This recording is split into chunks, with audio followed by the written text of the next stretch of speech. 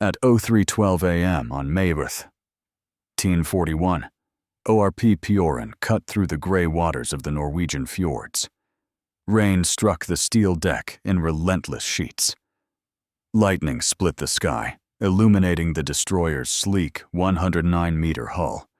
At 1,050 tons, she was smaller than most Allied destroyers. 4 120mm guns, 2 triple 550mm torpedo tubes, a crew of 192 men. To the Admiralty, she was a speedboat on parade, unfit to confront the German battleship Bismarck. To Lieutenant Commander Eugeniusz Pławski, she was all he had. The bridge reeked of wet wool and engine oil. Pławski's hands gripped the rail, cold and damp. The Type 271 radar flickered. Its maximum range, 3,000 yards, barely enough to detect a surface target in calm weather. In these storms, it was a gamble. He had left Scapa Flow at 11:47 p.m. the previous night. Darkness, jagged rocks, and waves that rose like mountains greeted him. Orders were clear. Locate Bismarck, shadow her, report to the home fleet. Full engagement was forbidden. But with one destroyer, he would need speed, precision, and audacity. The sonar operator tapped the console. Faint engine hums beneath the waves. Could be a U-boat. Could be Bismarck. Every man froze. The ship's reputation as useless weighed heavy. By 04:43 a.m., a shadow emerged on the horizon. 3 destroyers moved in formation. Piorun slipped behind, her smaller size and higher speed allowing her to stay concealed. The rain whipped sideways, visibility less than 500 meters. Gunner First Class Jan Kowalski loaded the forward 120mm gun. The shell weighed 100 pounds. Breech alignment was perfect. Recoil would throw the gun back 3,200 pounds of force. Each shot required exact timing. Sweat mixed with oil on his hands. The Germans laughed when Bismarck's lookouts first spotted the destroyer. A Polish speedboat, they said. No threat. Yet the small silhouette pressed closer. The first torpedoes were prepped. 305 pounds of TNT each, fired from 2 triple tubes. One mistake, one misfire, could sink the ship instantly. Pławski calculated distance, angle, speed. The radar crackled with interference from the storm. 15,200 meters. Too far for guns. Perfect for torpedoes if timing was exact. Every second mattered. At 05:34 a.m., the first 120mm salvo thundered from the bow guns. Columns of water erupted against Bismarck's armor. Minimal damage, but enough to prove that Piorun dared engage. Mockery turned to raised eyebrows. The Germans returned fire with 15cm secondary guns. Splashes hit within 50 meters. Steel plates groaned. Pławski adjusted course. The destroyer zigzagged at 36 knots. The boilers screamed. Each man braced for impact, lungs raw from cold sea spray. Torpedoes fired in sequence. First missed by 12 feet. Second followed 2 minutes later. A near hit. The crew held their breath, counting seconds as white plumes traced the waves. Timing, angle, and velocity, the difference between life and death. Piorun continued to shadow Bismarck. The ship's agility kept her alive. 1,250 tons against over 41,000. Every zigzag was calculated. Each splash of enemy fire was analyzed. Every misfire noted. The forward guns cracked again. Shells hit the superstructure, denting armor, disabling a 150mm gun. Bismarck's crew began to realize this destroyer was no longer trivial. The Polish crew adjusted torpedo angles. Wind, current, And the rolling sea all accounted for. The Type 271 radar offered brief updates. A false reading could mean disaster. Every man's focus sharpened to a point. At 06:58 a.m., a torpedo was fired. The wake disappeared into waves, missed by 2 meters, close enough to terrify the Germans, far enough to survive. Pławski recalculated angles, engine speed, and course. Bismarck attempted to flank. Piorun responded, weaving through storm clouds and smoke. The destroyer became a ghost, appearing, firing, disappearing in a matter of minutes. Gun crews on the destroyer worked like clockwork. Each 120mm shell was handled with precision. Recoil pounded spines. Cordite, mediate, and salt water mixed in the air. Exhaustion was constant. By 08:00 a.m., Piorun had held Bismarck's attention for 5 hours. Every Allied skeptic had been proven partially wrong. Mockery gave way to grudging respect. Torpedoes fired again. This one missed by inches. The Germans concentrated fire elsewhere. Pławski's calculated audacity kept the destroyer safe. At 09:41 a.m., the crew spotted British cruisers approaching. Piorun had done her job. She kept Bismarck distracted and transmitted precise coordinates. Her small size had been an advantage, her speed a weapon. The weather worsened. Squalls reduced visibility to under 200 meters. Engines screamed at maximum. The crew relied entirely on training, radar, and nerve. Gun crews continued their relentless cycle. Shells loaded, fired, and replaced. Every recoil measured, every splash noted. Survival required perfection in repetition. At 12:45 p.m., Bismarck altered course. Piorun followed, radar readings precise, engines at sustained output. Her hull sliced waves that would have slowed larger ships. The destroyer's role became clear: distraction, harassment, reporting. She had survived where larger vessels might have perished. By 01:55 p.m., Bismarck's focus was divided. Every maneuver consumed energy, attention, and strategy. Piorun's audacity was rewriting the engagement. At 03:12 p.m., Pławski ordered temporary withdrawal. Engines howled. The crew was exhausted, cold, wet, but alive. The destroyer had fought the largest battleship afloat to a standstill, buying time for the home fleet. Logs recorded every maneuver. Torpedo angle and shell fired. Admiralty reports later praised the small destroyer. Once mocked as useless, she had become indispensable. The crew cleaned weapons, repaired minor damage, and counted remaining ammunition. Every detail was meticulously noted. Lessons learned were recorded for posterity. By 04:15 p.m., Piorun rested, battered but unbowed. Her engines cooled. Her guns remained operational. Her crew intact. The mockery had ended. The North Sea wind carried the smell of rain, gunpowder, and salt. Piorun had survived the impossible. She had proven that skill, timing, and audacity could trump size and firepower. At 05:55 p.m., the ship docked in temporary port. Minor hull damage. One cracked gun mount. Exhausted, the crew disembarked briefly, aware they had achieved something extraordinary. By 06:30 p.m., analysts reviewed logs and radar reports. The ship once called useless had altered the course of a historic naval battle. At 07:45 p.m., officers closed logbooks. Every entry detailed shell impacts, torpedo maneuvers, engine performance, and weather conditions. Precision had turned mockery into legend. As night fell, ORP Piorun lay quiet in the harbor. Her steel hull gleamed in the dim light. A destroyer once underestimated had become a symbol of audacity and precision in naval warfare.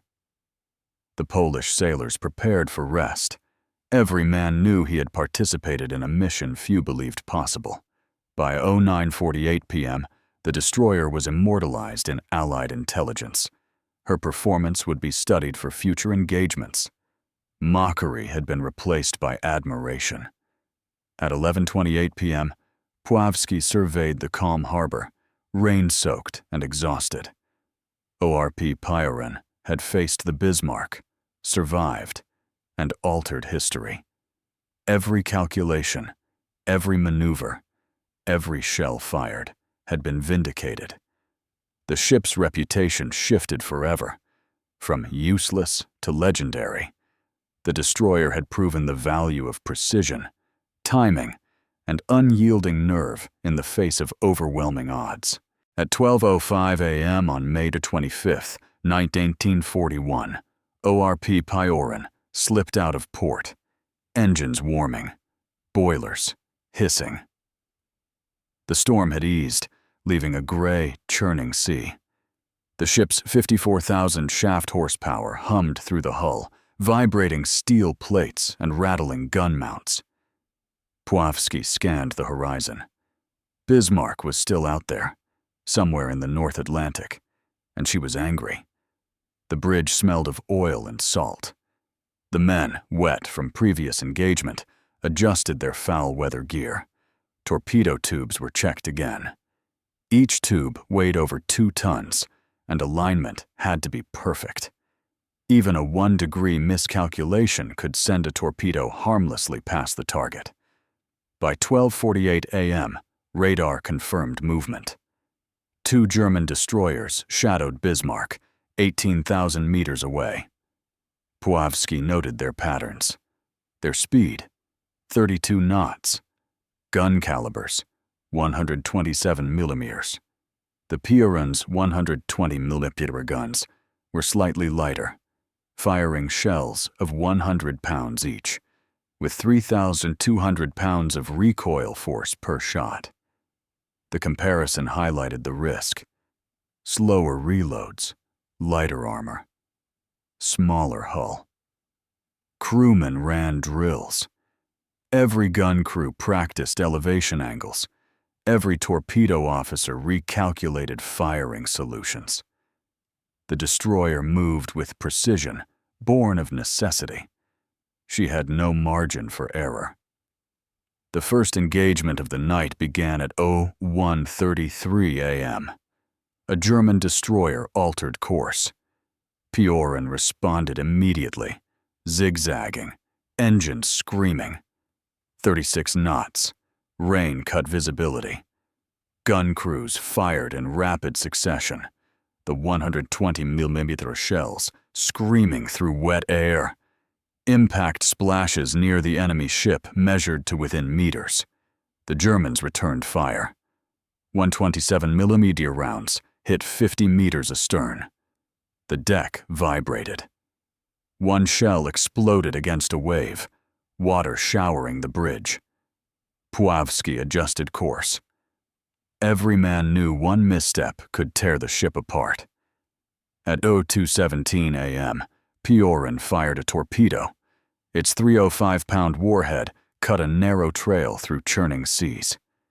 Seconds later, the wake vanished beneath waves. Hit or miss, the Germans had to react. They altered course, slowed, and concentrated fire. The destroyer pressed the attack. Rain hammered the deck. Visibility under 400 meters. Smoke from cordite hung in the air. Gun crews loaded, pulled, replaced shells with mechanical precision. Exhaustion was ignored. Survival depended on repetition and accuracy. Torpedoes launched again. Misses came close enough to cause alarm. One misfire would have spelled disaster, yet every launch was executed with calculated timing. The destroyer had become a phantom, appearing, striking, disappearing into storms and waves. By 03:45 a.m., Bismarck herself was visible on the horizon. Lightning lit her superstructure, revealing her massive 41,700-ton hull. Main guns, 380 mm. Secondary batteries, 150 mm. Her armor, up to 320 mm. Piorun's guns could not penetrate, but she could harass, distract, and report positions. At 04:12 a.m., another salvo fired from Piorun's bow guns. Shells struck superstructure, dented armor, and disabled secondary weapons. Bismarck's crew realized the audacity of the destroyer. A ship dismissed as useless was now a thorn in their side. The German battleship returned fire, but range prevented critical damage. Splashes of water sprayed across Piorun's deck. Steel groaned. Crewmen held tight to rails, their lungs raw from cold, salty spray. Pławski ordered evasive maneuvers. Engines screamed. Boilers produced maximum sustained output. The destroyer's small hull sliced waves that would have slowed larger vessels. Precision navigation became the weapon. Torpedo officers recalculated angles. Adjustments for wind, current, and roll were critical. A single miscalculation would result in loss of ship. Timing was everything.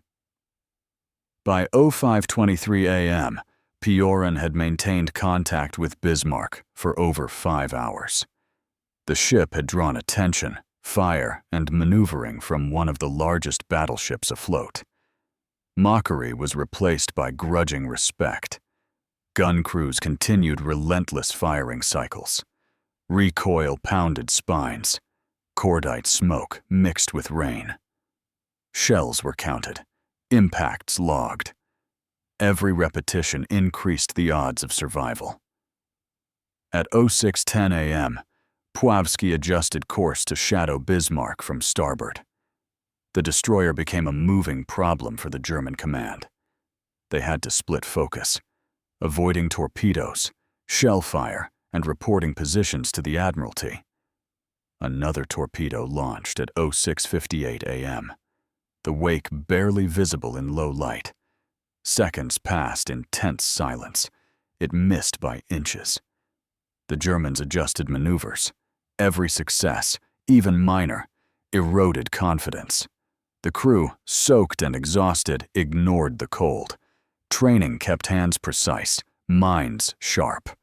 Every decision was backed by calculations. Speed, angle, distance, wind. By 07:30 a.m., Allied cruisers were approaching. Piorun had fulfilled her role: distraction, harassment, and reconnaissance. The destroyer's small size had become an advantage. Speed and agility allowed her to evade superior firepower. At 08:12 a.m., Bismarck's course altered again. Piorun shadowed, radar precise. Engines at maximum sustained output. Her hull cut waves that larger ships would struggle against. Every maneuver was calculated to protect the crew and maximize impact. Gun crews maintained a punishing rhythm. Shells loaded, fired, counted. Exhaustion blurred reality. Training and repetition were survival tools. Torpedoes fired again. Close misses ensured German attention remained fixed. Pławski continued calculated harassment. By 09:02 a.m., Bismarck's focus was divided. Every movement consumed energy, attention, and strategy. Piorun's audacity forced the battleship to account for a small, agile threat. At 09:55 a.m., Pławski ordered withdrawal to avoid fatigue and refuel engines. The destroyer's boilers had been running near maximum for hours. Crew fatigue risked disaster. Logs meticulously recorded every shell, torpedo, maneuver, and radar reading. Admiralty analysts later praised the destroyer. Once dismissed as useless, Piorun had altered the engagement's outcome. By 10:30 a.m., Piorun rested in a temporary harbor. Hull intact, gun mounts functional, crew intact. Exhausted men cleaned weapons, repaired minor damage, counted ammunition. Victory was measured in survival and effectiveness, not destruction. The North Sea wind carried salt, rain, and gunpowder. Piorun had survived the impossible. Skill, timing, and audacity had triumphed over size and firepower. At 11:45 a.m., the crew celebrated quietly. They had faced the largest battleship afloat, kept her occupied, and survived. Every man knew they had accomplished what skeptics called impossible. Admiralty reports circulated. The destroyer once mocked had proven indispensable. Pławski and his crew had turned mockery into historical vindication. By 12:30 p.m., logbooks closed, every detail recorded. Shell impacts, torpedo runs, engine performance, maneuvers. Precision had turned doubt into legend. ORP Piorun lay quietly in port, her steel hull battered, but unbowed. A destroyer once dismissed as useless had become a symbol of audacity, precision, and nerve under fire. At 1:12 a.m. on May 26, 1941, ORP Piorun steamed back into the open North Atlantic. The storm had calmed, leaving a churned, gray sea stretching to the horizon. Her boilers hummed, engines producing by 4,000 shaft horsepower. The deck plates vibrated, gun mounts creaked. The destroyer had survived 2 days of relentless engagement, but Bismarck was still at large, and she had learned from previous encounters. The crew checked every system. Torpedo tubes, 2 tons each, aligned perfectly. Gun crews measured rifling, breech tension, and shell weight. 100 pounds per 120 millimeters around. Every mechanical detail mattered. Exhaustion was secondary. Precision was primary. The first German patrol ship appeared on the horizon at 02:03 a.m. Bismarck's escorts had adapted, learning the patterns of Piorun's zigzags and torpedo arcs. Pławski adjusted course to anticipate.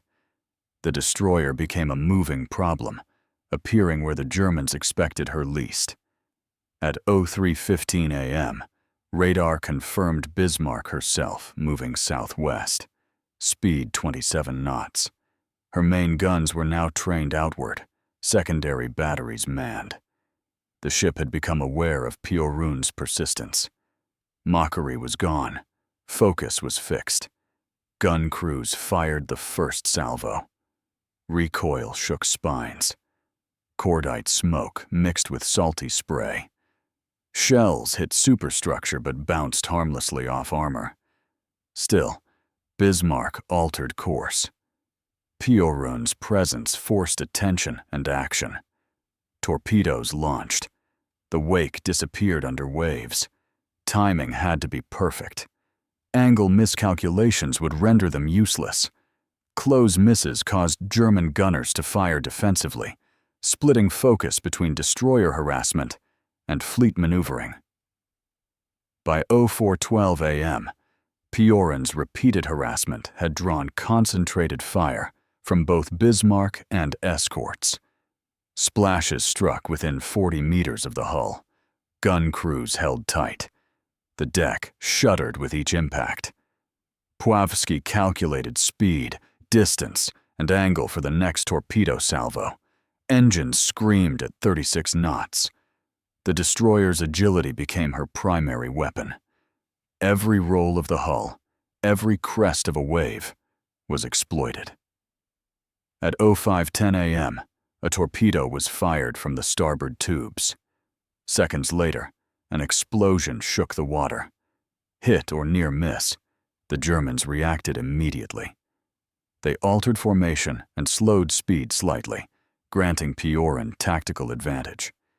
The destroyer's smaller size and superior speed allowed maneuvers impossible for larger ships. Radar updates every 15 seconds informed adjustments. Gun crews fired in relentless cycles. Shells struck with clanging resonance, denting superstructure and disabling secondary guns. By 06:02 a.m., Bismarck attempted to circle away. Piorun pressed the attack, radar guiding her through intermittent squalls. Each torpedo tube was aligned, fired, and recalibrated with exact precision. Minor errors could be fatal. At 07:08 a.m., Pławski ordered a daring approach. The destroyer closed to 8,100 meters. Guns fired, shells skimming the water, splashing near German decks. Smoke and spray blurred vision. Gun crews counted every shot, reloaded with surgical accuracy. The Germans returned fire. 389 80mm main guns were aimed, but misaligned due to rough seas. Splashes rocked Piorun violently. Steel groaned. Crew braced against rails.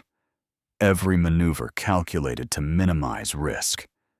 Torpedoes launched again, white trails across the gray sea. The crew waited, counting seconds. One near hit caused alarm on Bismarck's deck. Piorun's reputation as a nuisance had escalated to threat. At 08:08 a.m., Bismarck's crew began evasive maneuvers. Larger shells fell short, overshot, or splashed nearby. The destroyer's zigzags forced the Germans to split focus between evasion and counterattack. Pławski used every advantage. Visibility under 500 meters. Wind 15 knots from northwest. Currents pushing 2 knots eastward. Engine speed at 36 knots.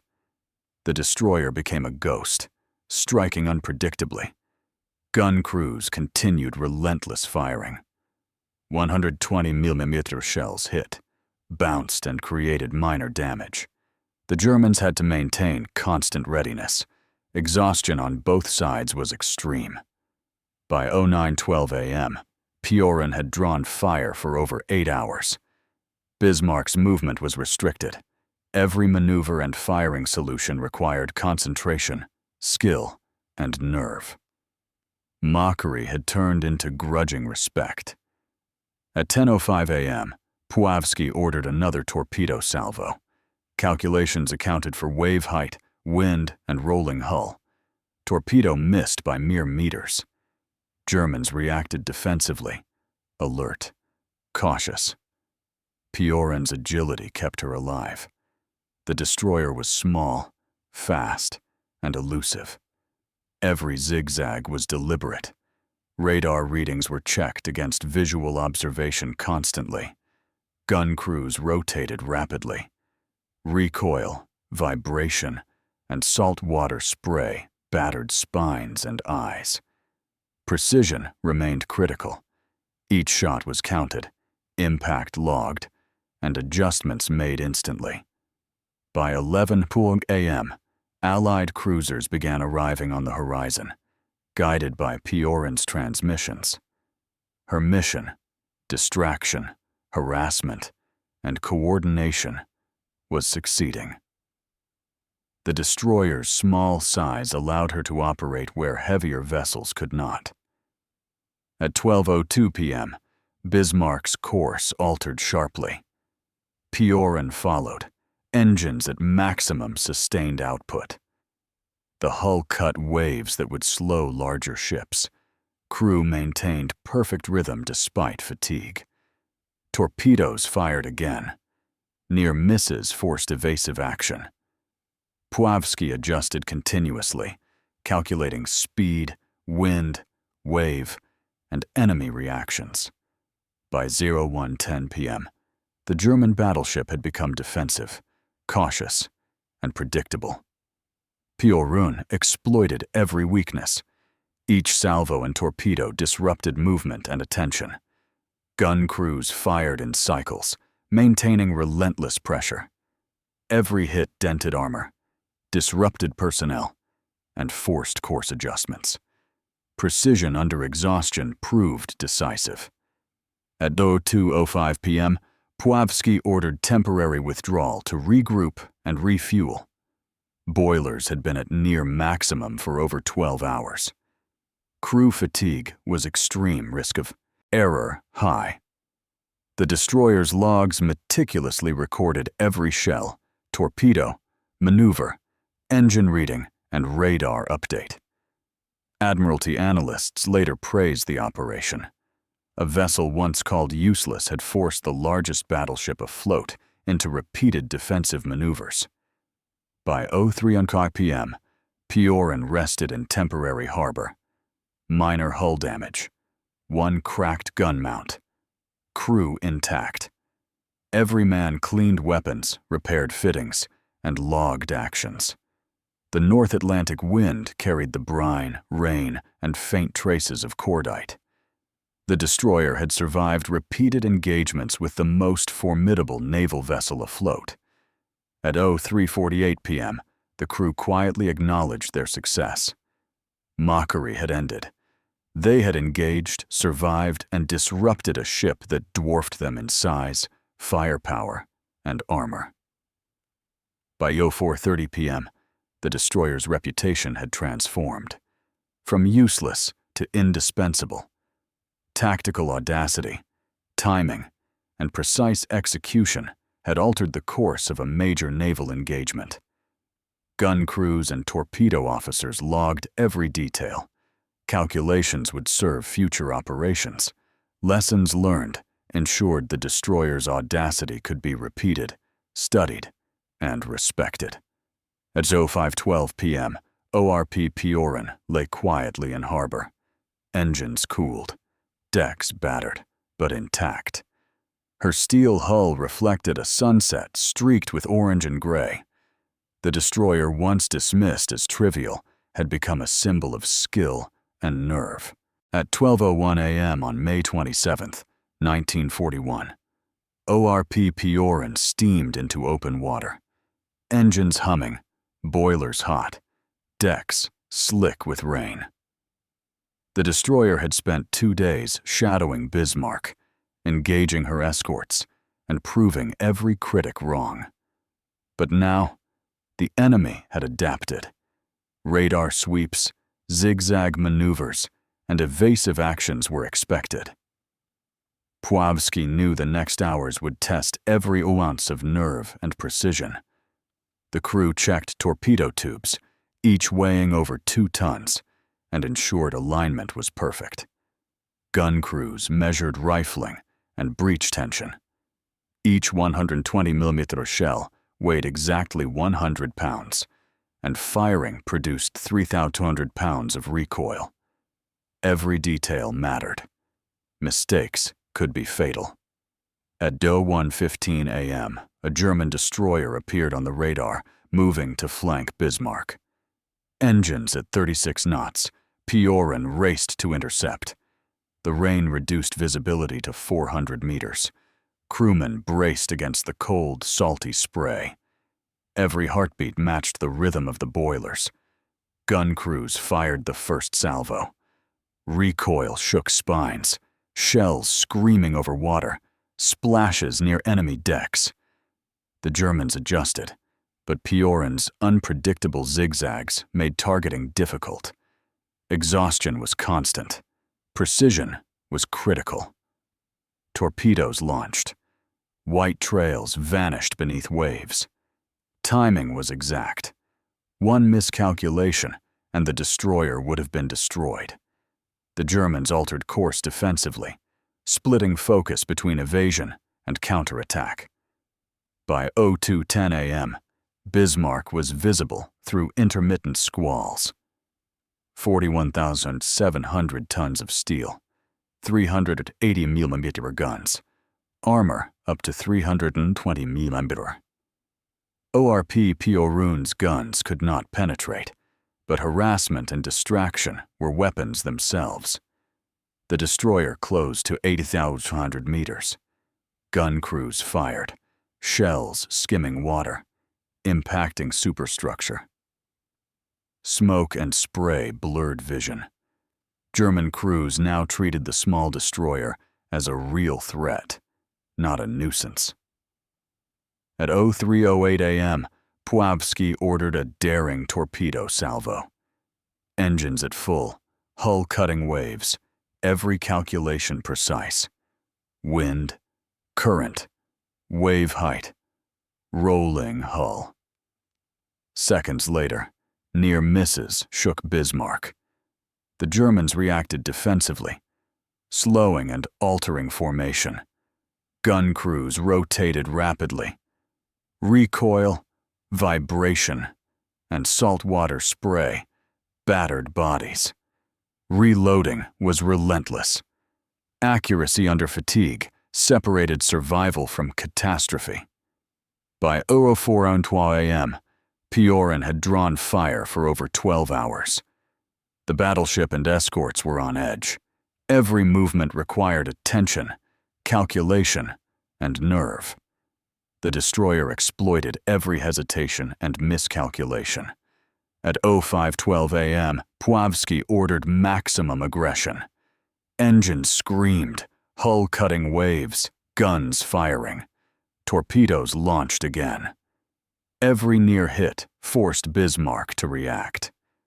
The destroyer's audacity had escalated the engagement to a critical phase. The Germans concentrated fire. 380 mm shells fell short, overshot, or hit water near Piorun. Decks shook violently.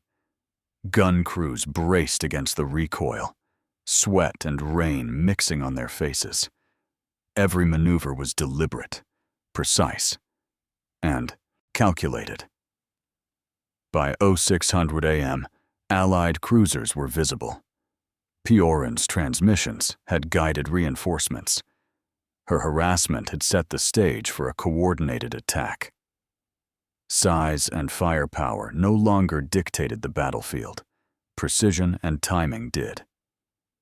At 07:15 a.m., Bismarck attempted to disengage. Piorun pressed the attack, small hull slicing waves, every zigzag designed to harass and evade. Radar updated every 15 seconds. Gun crews fired relentlessly, shells denting armor and splashing near decks. The destroyer's torpedo salvos forced repeated evasive maneuvers. Near misses created tension and confusion on the German decks. Bismarck's main guns could not track her consistently. By 0800 a.m., Piorun's endurance was being tested. Crew rotation and mechanical precision became critical. Exhaustion blurred reality, but repetition and calculation ensured effectiveness. At 09:12 a.m., Pławski ordered temporary withdrawal. Boilers had been near maximum for over 18 hours. Engines risked overstrain. Crew fatigue was extreme. Survival dictated retreat.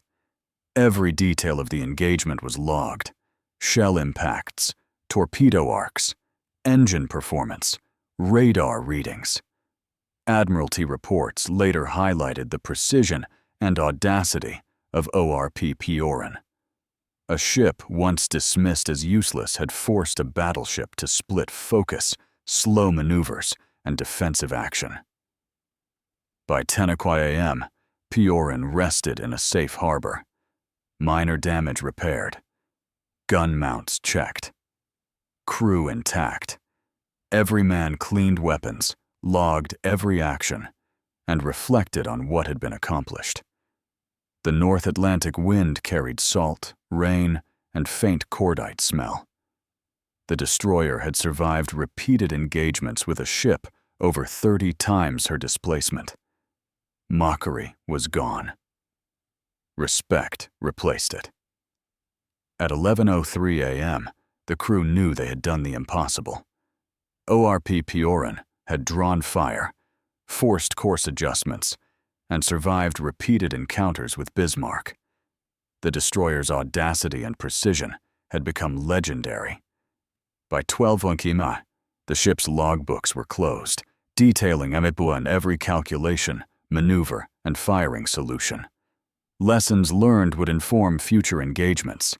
Precision had turned skepticism into historical vindication. The ship's steel hull gleamed in muted sunlight. ORP Piorun, once mocked, had proven that skill, timing, and nerve could overcome size and firepower. She had become a symbol of audacity and precision.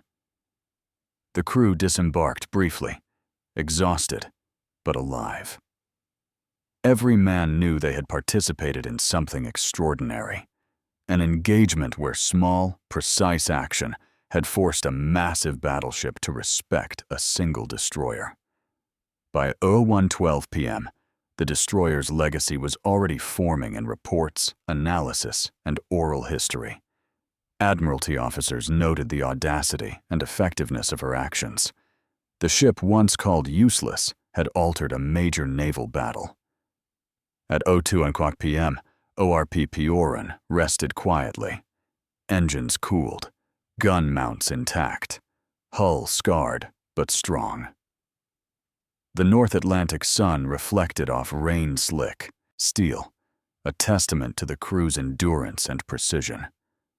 Pławski surveyed the harbor from the bridge. 2 days, relentless harassment, and the draw of fire from one of the largest ships afloat. The destroyer had proven audacity could triumph over size. At 03:05 p.m., crewmen performed final checks, recorded minor repairs, and logged every shell, and maneuver. Every detail ensured that ORP Piorun's performance would be studied for years to come.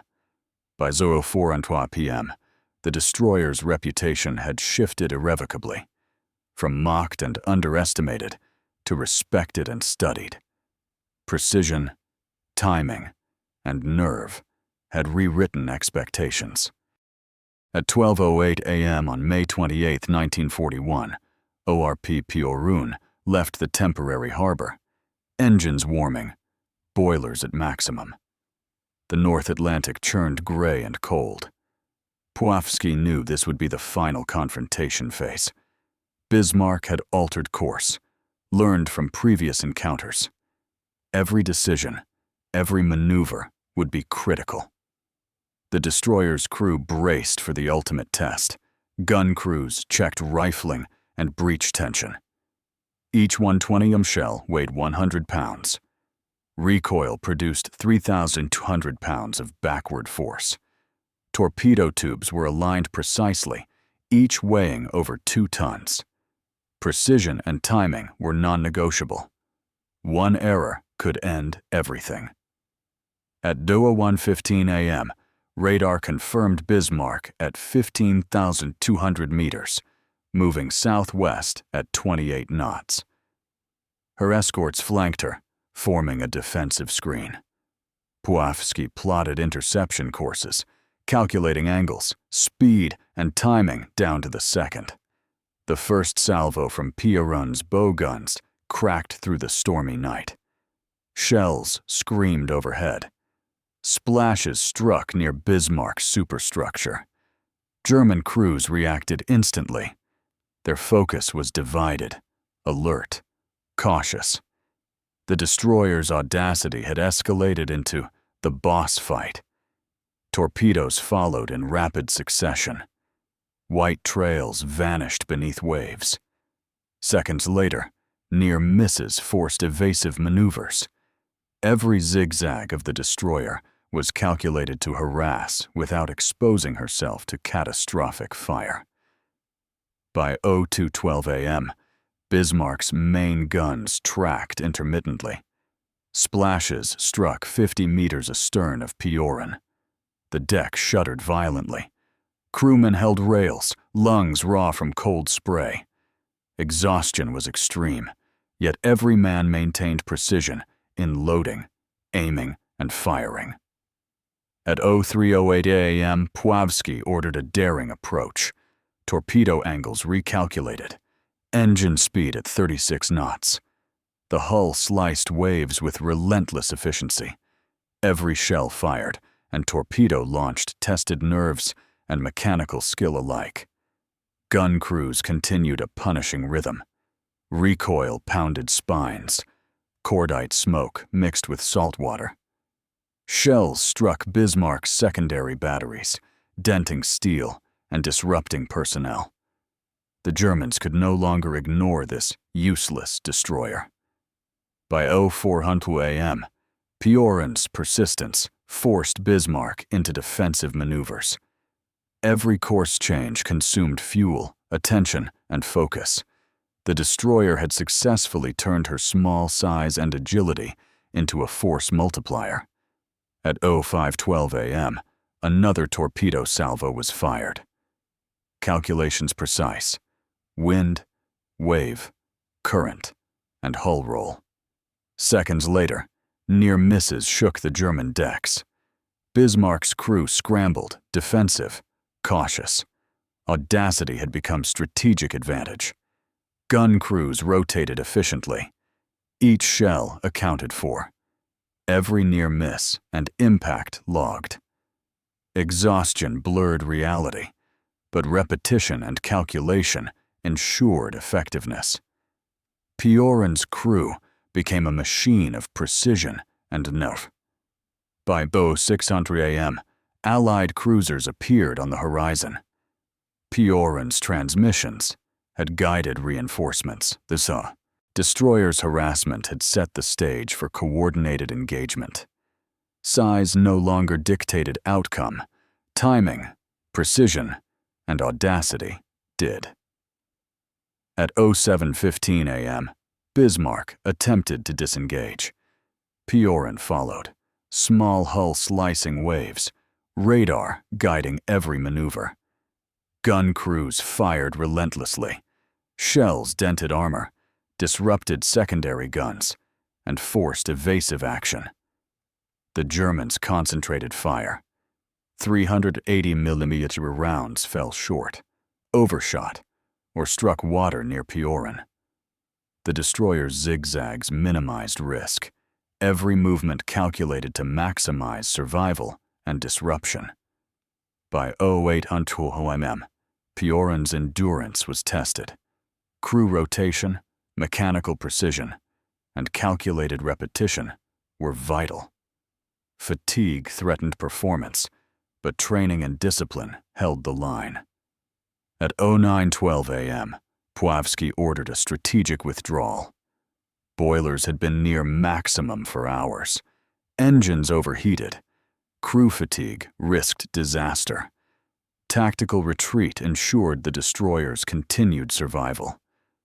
Logs recorded every shell fired, torpedo arc, maneuver, engine reading, and radar update. Analysts later praised the operation. A vessel once called useless had forced the largest battleship afloat into repeated defensive maneuvers. By 10:00 a.m., Piorun rested in a secure harbor. Minor damage repaired. Gun mounts operational. Crew intact. Every man cleaned weapons, logged every action, and reflected on the extraordinary engagement. The North Atlantic carried salt, rain, and faint cordite scent. Piorun had survived repeated encounters with overwhelming firepower. Mockery had turned into respect and admiration. At 11:03 a.m., crewmen quietly acknowledged their achievement. The destroyer had drawn fire, forced evasive maneuvers, and survived against a battleship that dwarfed her in every technical measure. By 12 p.m., logbooks closed. Every calculation, maneuver, and firing solution meticulously recorded. Lessons learned would inform future operations. Precision and nerve had rewritten expectations. ORP Piorun's hull glistened in muted sunlight, battered but intact. from dismissed and underestimated to legendary. The destroyer had proven that skill, timing, and audacity could overcome size and firepower. The crew disembarked briefly, exhausted but alive. Each man knew they had participated in an extraordinary chapter of naval warfare, where a single destroyer had altered the course of engagement against one of the largest battleships in history. By 01:12 p.m., the destroyer's legacy had begun to solidify. Admiralty officers documented audacity, precision, and effectiveness. Piorun's story would be studied for decades. At 02:00 p.m., engines cooled, gun mounts secured, decks cleaned. ORP Piorun rested quietly, a testament to the audacity and precision of her crew. The destroyer, once mocked as useless, had become a symbol of tactical brilliance. Her legacy endures. Models in museums, records in archives, and tales in naval history books. Every maneuver, every shot, every torpedo, launch immortalized. ORP Piorun transformed doubt into legend.